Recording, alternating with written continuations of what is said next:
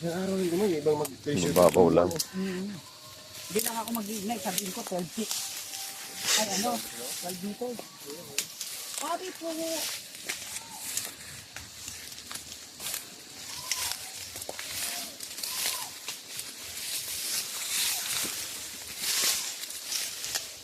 Pauwi na raw si Kuya. Hintayin natin. Ito lang pinas dito. Oo, sige. Ito, pagkain. Nag-ilang bigas. Ang araw lang ito.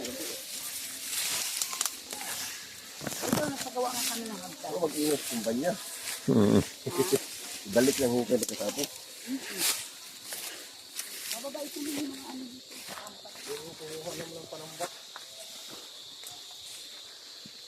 Meron talaga ito.